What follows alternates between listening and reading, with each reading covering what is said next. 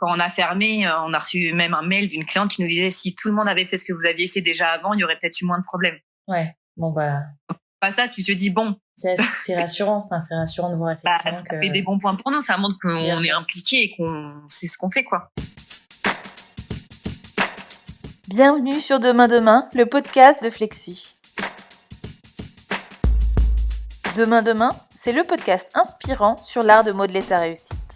On y partage les expériences de ceux qui ont construit de leurs mains, leur salon, leur institut, leur spa, leur barbershop ou encore leur tattoo shop. Bref, on y découvre des personnalités passionnées de la biodysphère, on y parle des coulisses de leurs aventures, des détails qui ont fait leur réussite, mais aussi des challenges qu'ils ont dû relever pour obtenir ce dont ils rêvaient. Demain Demain vous livre tout un tas d'exemples qui donnent envie de bouger et une tonne de conseils pour réussir. Privés les uns des autres, les professionnels de la beauté et leurs clients tentent de garder le moral. Quand on sait que la consommation des ménages pendant le confinement a baissé de 35% par rapport à sa normale, du fait notamment de la réduction des dépenses au minimum selon l'INSEE, il va falloir user de stratagèmes ingénieux pour préserver son institut de la crise. Comment s'assurer une reprise de l'activité, et ce, sur le long terme grâce à sa clientèle existante, et travailler sa stratégie de fidélisation pendant la crise Covid-19.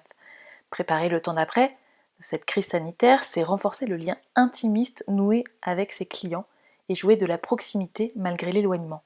Témoignage de Claire Merlin, créatrice du spa Beauty Zen. Écoutez. Il y a quand même encore des choses à s'occuper. J'imagine que tu as eu pas mal d'administratifs à faire, de toute façon, au départ, avec toutes les demandes, j'imagine, d'aide, etc. Tu peux nous raconter un petit peu comment tu t'en es sortie? Déjà, avant tout ça, c'est même pas forcément les demandes d'aide, c'est déjà toutes les démarches par rapport à nos clients. Parce qu'en fait, comment annoncer ça aux clients? Oui, c'est vrai. Donc, il faut qu'on prépare des mailings. Donc, le premier mailing qu'on a envoyé, c'était avant le confinement. Donc, on l'a fait le dimanche. Ouais. Puis arrivé là, on a tous confiné, on n'a plus le droit de sortir de chez nous. Donc, du coup, qu'est-ce qu'on fait? On renvoie un mail le mardi en disant, c'est plus possible. En fait, on est tous confinés chez nous. Et là, on commence à envoyer les conseils pour les clients parce qu'on sait très bien que malheureusement, toutes les clientes d'onglerie, ça va être catastrophique, quoi. Ouais. Une peau de pont, quand tu l'as plus de 5 semaines, ça devient même dangereux. Donc là, première chose que tu fais, tu t'occupes des clients, tu t'occupes de gérer les rendez-vous, de les informer, de les accompagner, de les guider. Tu leur envoies des petits conseils pour qu'elles puissent gérer la dépose potentiellement à la maison. Ou du moins l'image, ouais. En tout cas, les bonnes consignes pour pas tout casser. C'est ça, ouais, surtout pas les arracher et autres. Les conditions aussi pour les bons cadeaux qui sont reportés, comme quoi on ne peut pas faire de domicile parce qu'on avait énormément de demandes. Donc on envoyait des mails aussi comme quoi c'était interdit, qu'on ne pouvait pas faire du domicile parce qu'on ne peut pas s'approcher des gens, qu'il y a des mesures de sécurité et les gens ne comprenaient pas au début, c'était très compliqué. Ça semble insensé quand même que les gens te demandent encore de faire du domicile. C'est quand même dingue. Comment tu le perçois? Alors, ça nous, on a tellement envoyé de mails et bombardé sur les réseaux là-dessus que du coup, on n'a pas eu trop de demandes. J'en ai eu quelques-unes. En fait, je leur dis que c'est pas possible, qu'il faut qu'on garde des distances de sécurité d'1 mètre et que c'est pas possible dans notre métier et qu'en plus, c'est passible d'emprisonnement pour mise en danger d'autrui. Ouais, bien sûr. C'est important de le rappeler. Et quand tu dis ça, c'est bizarre. Derrière, il y a plus trop de retour. Ouais. Elles vont comprendre de toute façon. Je pense que c'est. Oui, elles comprennent, mais au fait, au début, si tu leur expliques pas, il y en a qui n'ont pas compris l'importance de la chose, en fait. Ouais. Donc, faut rappeler les bonnes consignes, en tout cas, les mesures de sécurité qui ont été imposées par l'État et qui en. C'est ça, tout à fait. Faut toujours leur rappeler pour comprendre que c'est pas une décision de notre part et que c'est pas parce qu'on est, des chochottes ou j'en sais rien. Ou qu'on a envie de rien faire et rester chez soi que. Oui, j'ai vu sur les réseaux sociaux des personnes qui insultaient carrément les professionnels de la beauté parce qu'ils estimaient que ils avaient envie de se la couler douce. Je pense que ça n'est pas du tout l'état d'esprit des équipes en ce moment. Du tout. Non, du tout. Qu'il y a une grosse frustration. Il y a des clientes, c'est bête, mais l'épilation, il y a des clientes, leur poil, c'est un mal-être total. Ouais. Donc, qui sont pas bien, et d'autres, c'est les ongles. C'est bête à dire, mais c'est vrai que les ongles longs, ça peut devenir dangereux. Ouais. Donc, à un moment donné, les clientes, c'est embêtant pour elles. Bon, après, c'est rien par rapport à ce qui se passe, il y a la crise sanitaire qu'on a. Mais voilà, il faut quand même donner des conseils aux clients. Après, les reports de bons cadeaux aussi. Date de fin des validités des bons cadeaux. J'ai encore régulièrement des mails là-dessus. Sur les bons cadeaux, par contre, j'en ai souvent. De pas pouvoir utiliser leurs bons cadeaux, etc. Ouais. Donc, t'as fait quoi? T'as envoyé un message? Pourtant, on a bombardé aussi sur les réseaux en disant qu'on reporterait et qu'on savait pas comment ça se passerait parce qu'on sait pas la date de fin du confinement. Toutes les clientes de cure aussi, pour leur expliquer que on allait trouver des solutions et des protocoles de soins pour éviter qu'elles perdent tous les bénéfices de leur cure. On a la chance d'avoir un partenaire comme Blomia qui travaille là-dessus. Ouais. Ils sont en train de faire leur protocole de cure justement pour éviter de perdre trop des séances parce que normalement c'est toutes les semaines, sinon tu perds tous les bénéfices de tes soins.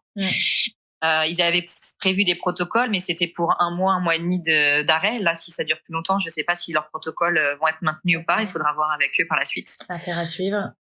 Ouais, tous les mariages, là, ça y est, j'ai des clientes qui annulent leur rendez-vous mariage. Ah, perte de chiffre d'affaires énorme. Ouais. Comment elles vont faire et autres. Donc, on leur dit que bien sûr, on sera là, qu'on décalera le rendez-vous, il n'y a pas de souci. Donc là, je suis en train de prendre les rendez-vous pour les décaler. Donc, c'est vrai que c'est un peu... c'était surtout, gestion client, c'était important. Après, au niveau des équipes, elles m'aident du coup à partager ce qu'elles font par rapport au biais de notre métier. Comme ça, on peut diffuser sur les réseaux sociaux. Donc ça, c'est sympa. C'est cool. Elles m'envoient des photos quand elles font leurs ongles ou quand elles s'entraînent pour du nail art. Donc moi, ça me permet de les partager sur mes stories et du coup d'avoir une relation un peu avec les clientèles. Les clients nous demandent souvent des nouvelles de l'équipe d'ailleurs. On a eu énormément, ça fait plaisir aussi. On a eu énormément de messages de soutien. C'est important de garder le contact. C'est activation de la fidélité. C'est essentiel. Ah, c'est clair.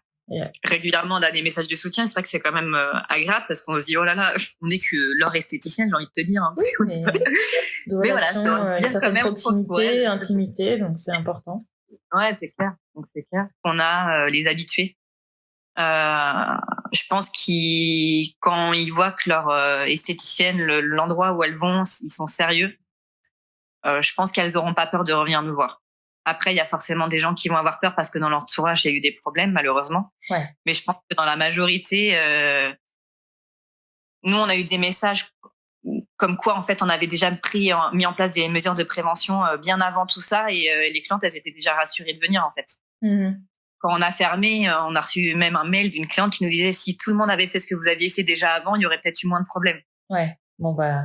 Pas ça, tu te dis bon. C'est rassurant. Enfin, c'est rassurant de voir effectivement ça fait des bons points pour nous. Ça montre qu'on est impliqué et qu'on sait ce qu'on fait, quoi. Enfin, qu'on sait ce qu'on fait. Au niveau hygiène et prévention, on essaie de faire le maximum. Très clairement. Donc, je me dis, je pense qu'il y a des clients qui savent très bien que nous, au niveau hygiène et autres, s'il y a des choses à faire, on est vachement respectueux là-dessus. Donc, après, ça dépend. Voilà, je pense que ça dépend des gens de toute façon. Il y a le avant le confinement, il y a le après le confinement, mais il y a le pendant surtout. Qu'est-ce que tu fais du coup pour ton salon pendant le confinement? Je sais que tu as des travaux, mais en dehors des travaux qui doivent te prendre pas mal de temps, qu'est-ce que tu fais d'autre pour faire avancer du coup pendant le confinement? Du coup, je passe énormément de temps sur les réseaux, essayer de faire des stories, trouver des infos. Franchement, ça prend un temps monstre. C'est je sais bien. Mon conjoint Nicolas, il me dit non mais tu passes ta vie sur ton téléphone. Mais en fait, c'est comme ça qu'on communique avec les gens au final. Bien sûr. Donc en fait, j'ai quand même régulièrement des messages de clients, de mails ou des questions. Donc ça, je passe beaucoup de temps. Pour les stories aussi, essayer de trouver des idées et autres et les faire. C'est pas notre métier à la base, donc forcément, on essaie de faire au mieux. Voilà. Après, comme je te disais, je parle régulièrement avec les membres de mon équipe. Et puis après, il y a tout ce qui est administratif. Essayer de voir un peu sur les plannings futurs ce qu'on va pouvoir faire, réfléchir à quand on va y avoir le déconfinement, comment on va pouvoir gérer les choses, le mail qu'on va envoyer aux clients pour qui est prioritaire. Donc les clientes forcément qui avaient déjà rendez-vous à la fermeture. Nous, on pense faire en priorité celles qui font ongles et épilation. On fera pas les soins tout de suite. Donc là, tu penses tu t'essayes d'animer ta communauté avec différents posts un peu variés où tu récoltes un peu des informations par-ci par-là, tu partages, tu gardes le contact, mais tu prépares surtout finalement en fait le retour à la normale. Donc du coup, toi, tu l'imagines comment ce retour à la normale? J'ai envie de te demander quand tu l'imagines et tu l'imagines comment? Ah mais je le sens pas bien le retour à la normale. Mais oui, j'essaie de réfléchir un peu comment tout va se passer au fur et à mesure des jours parce que ce que je pensais il y a 15 jours, c'est même plus d'actualité parce que ça change vraiment assez souvent. J'en parle avec mon équipe, on essaie de voir ce qui peut être mis en place et autres. Je les ai prévenus, je pense que nous, je le sens mal, ça va être septembre. C'est important de garder le contact, c'est important de se tenir informé et d'avoir les conseils et de prendre le temps finalement de se replonger sur ses produits, sur son logiciel, sur tout. Et c'est ce que j'allais dire, Par la suite, comme nous en plus on a un projet d'agrandissement, quand j'aurai finalisé un peu tous les travaux et le chômage partiel et tout, je vais pouvoir me poser, travailler la plaquette, notre nouveau logo. Puis après ça va être la décoration des cabines. Mais ça, les filles elles sont au courant, elles vont commencer à m'aider, elles commencent à chercher des idées déco et tout pour l'institut. Et la mise à jour de ton site internet, du coup, j'imagine. Le site internet, moi j'en ai pas, j'ai celui de Flexi. Ah bah oui, donc le site internet Flexi. Donc site internet Flexi, mais j'ai pas besoin de le mettre à jour et il est déjà très bien comme ça. C'est vrai que tout est mis à jour. Automatiquement, tout est mis à jour automatiquement. En fait, c'est ça. En fait, l'avantage de ce site-là, j'ai envie de te dire, c'est que tu changes un truc dans ta caisse, ça te le change partout. Ouais. Idéal. Donc franchement, la mise à jour, c'est quand tu changes un tarif, ça te le met automatiquement. Ouais. Quand on a des nouveaux produits, on met la photo, ça le met partout. Donc franchement, la mise à jour flexible, pour ça nous fait vachement gagner de temps. Et c'est pour ça que j'ai pas. Après, j'ai un site page jaune, mais bon, après ça c'est pour un autre type de référencement. Mais sinon, mon site, vraiment celui que j'utilise, c'est celui de Flexi, hein, ça c'est sûr. Et je t'entendais parler de tarifs, de photos, etc. T'as pensé, toi, peut-être augmenter tes prix, à revoir un petit peu ta carte pendant le confinement ou... Alors, augmenter les prix, on y avait déjà pensé, rien à voir avec le confinement. C'est comme on va agrandir. On va revoir toute notre carte pour janvier. Ouais. Après, de toute façon, il faut revoir ses prix régulièrement. Donc, alors peut-être pas au retour du confinement, parce que malheureusement, je pense qu'il y a des... il faut pas non plus faire de baisse de prix, quoi. Pour moi, c'est mon avis. Hein. Parce que quand tu vois que tu vas devoir fermer pendant minimum, là c'est sûr, 1 mois et demi de fermeture, voire plus, si ça dure plusieurs mois.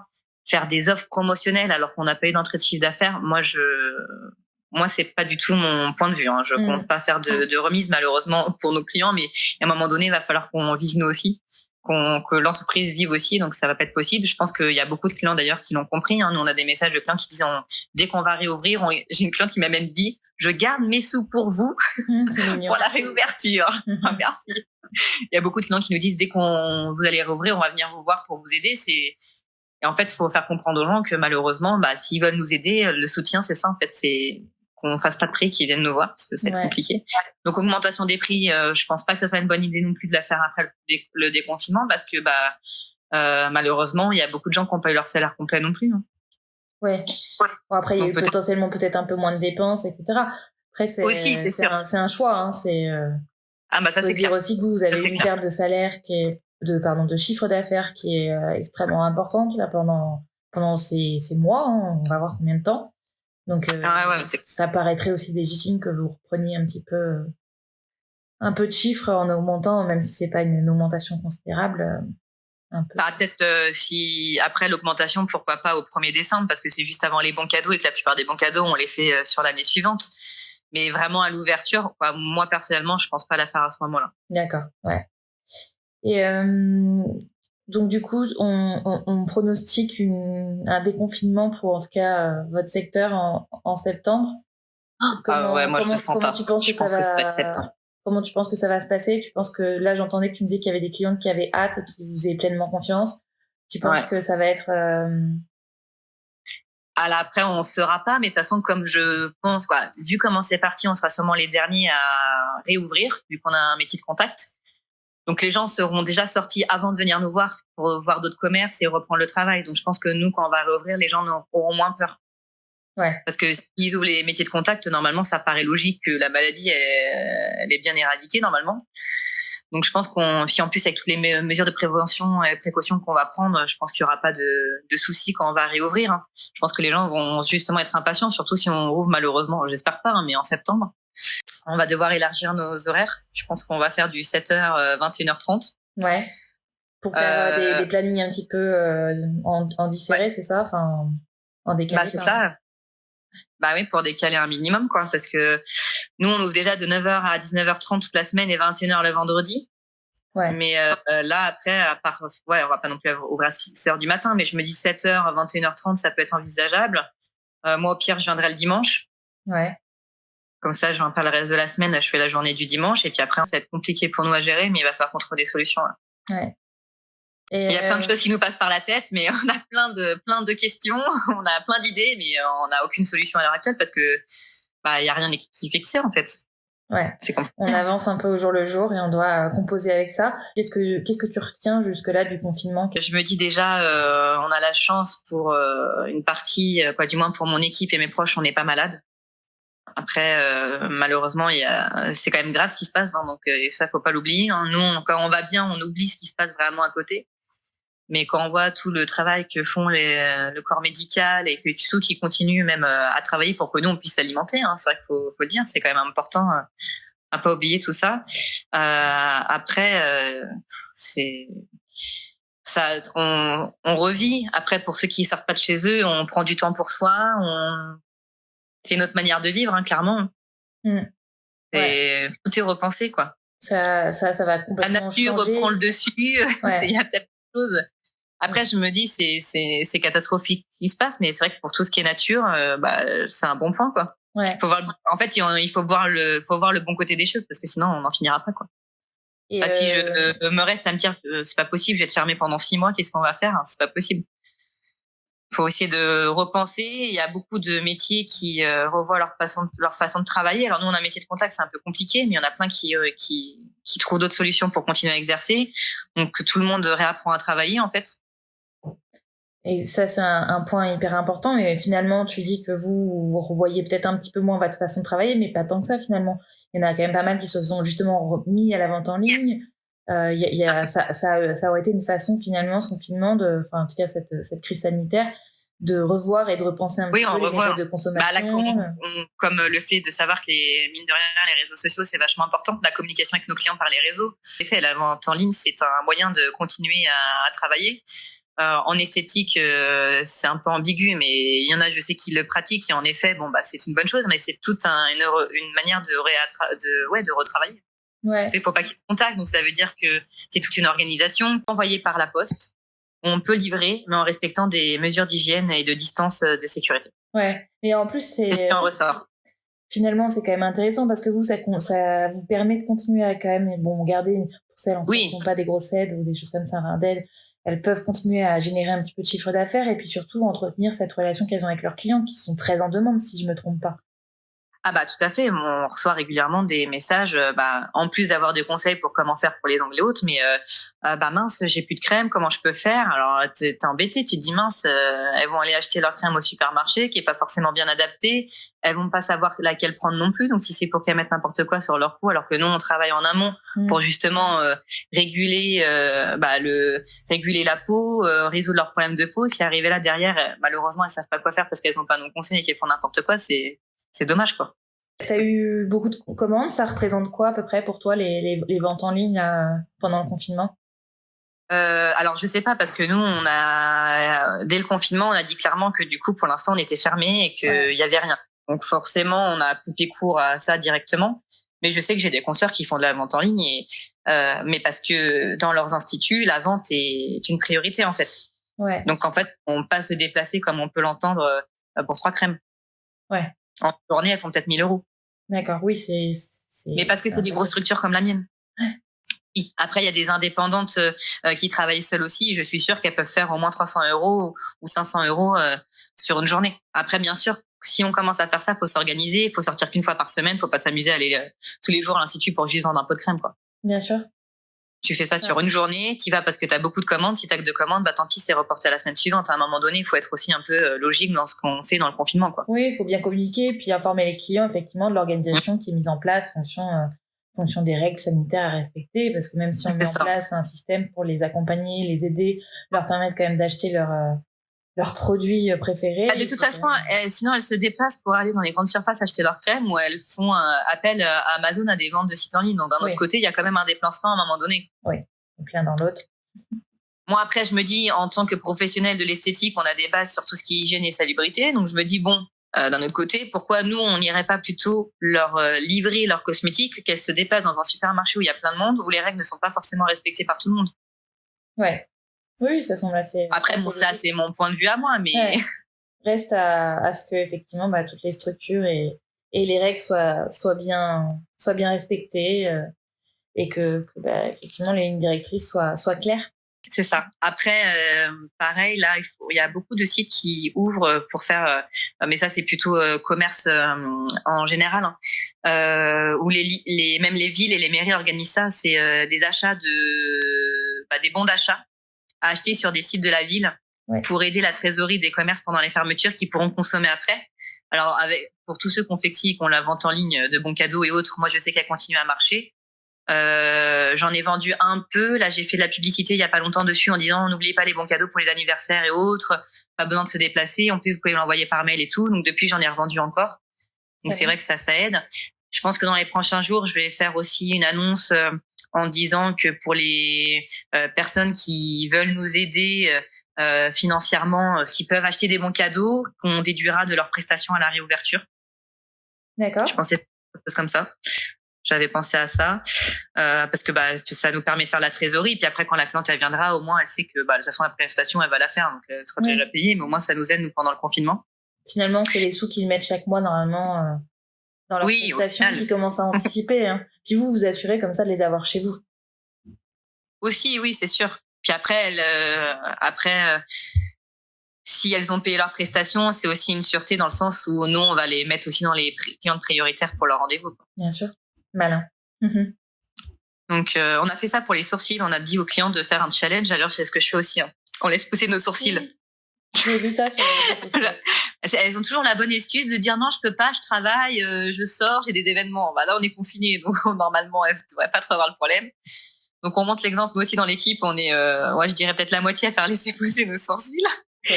Et on a demandé aux clientes qu'elles nous envoient les photos avant, justement, et celles qui auront laissé poser leurs sourcils, elles auront leur rendez-vous prioritaire pour leur épilation de sourcils de restructuration. Sympa. Ouais, sympa.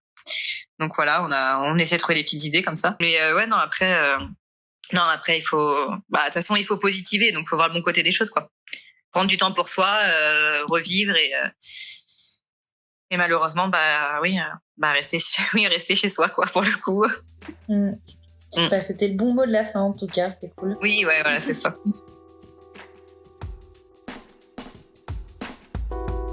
Merci à Claire Merlin, créatrice du spa Beautyzen, pour son partage d'expérience et merci à vous pour votre écoute.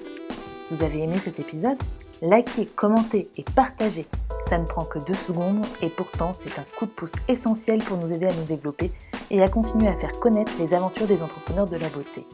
Aussi, si vous voulez découvrir tout plein d'autres aventures, être informé de toutes les actus et des prochains podcasts, suivez Flexi sur les réseaux sociaux sous le nom FlexiFR. À bientôt!